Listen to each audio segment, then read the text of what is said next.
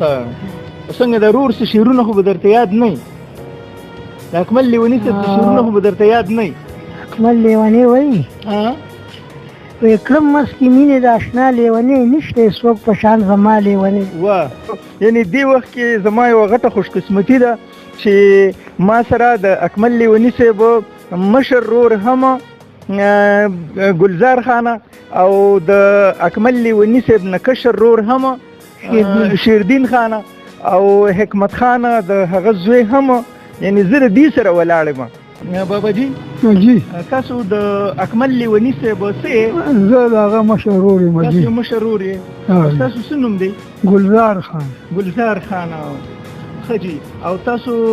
ټول په یو ځای په شموزو کې اوسېدلی مونږ مخکې اوسېدو دا اوس اکمل صاحب بار راوتو دا چې مړ کېده د دې نه څو ورځې مخکې که د هغه کور نه بهر راوتلی و هر کور جوړ کړی و ښه جي ښه او نور تاسو په خپله باندې سبق څونه ویلی دي یاره مونږ خو دې سبق نه دی ویلی او دا شاعري تاسو هم کوئ که نه صرف هغه به کوله یاره مونږ نه ده کړې جي تاسو نه ده کړې نه مونږ نه ده کړې مونږ داسې له هغه سره ګرځېدلي ځکه چې یو خو هغه زمونږ نه کشر و شرمېده بانګه ځلکنې د پاټۍ سره زمونږ تعلق و خو د دې وجې نه چې بیا به زمونږ په مخ کې هغه ځکه هغه خپل پند نه شي ادا کولی جو په دغه وجه باندې وه بابا جي جی ستاسو نوم څه دی شیردین تاسو د اکمل لیوني صاحب څه یې رور یم د هغه رور یې جی ښه تاسو څویم نمبر رور یې زه درېیم نمبر کشر یم لکه مطلب دا دی چې ته د ټولو کشر یې مشر دی ورپسې اکمل لیوني صاحب د ټولو کشر تاسو یې جی جی او دا ما سره چې کوم ولاړ دی نو دا د اکمل لیوني صاحب ایک یو زوی دی بچی ستا نوم څه دی حکمت خان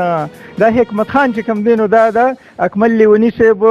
یعنې دې وخت کې زما یوه غټه خوشقسمتي ده چې ما سره د اکمل لیوني صاحب مشر رور هم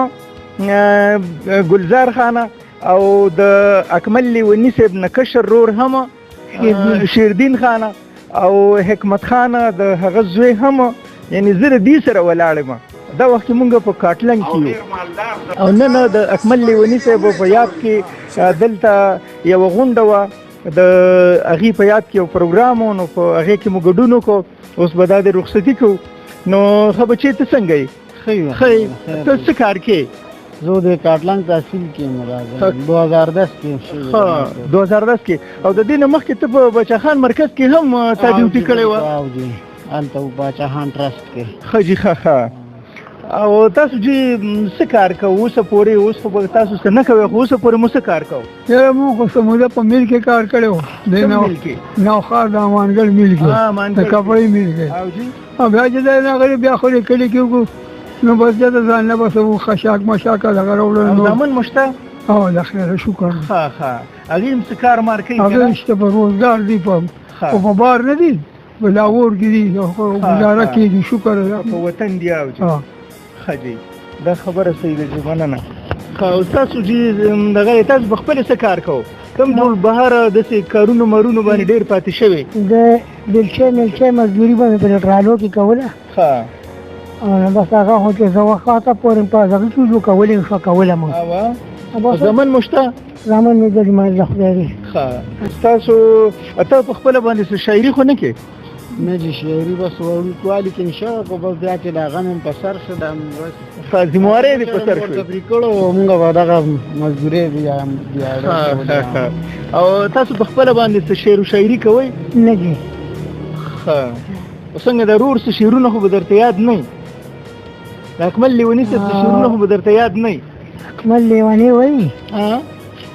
وی کړم مسکې مینې د اشنا لیونی نشته څوک په شان زما لیونی واه او پردي خو خیر که لیونی مې بولي خو خپلو زه هم کړم نن سبا لیونی او قسم د روح خو راته څوک نه وایي چې هم په نظر کې د هر چا لیونی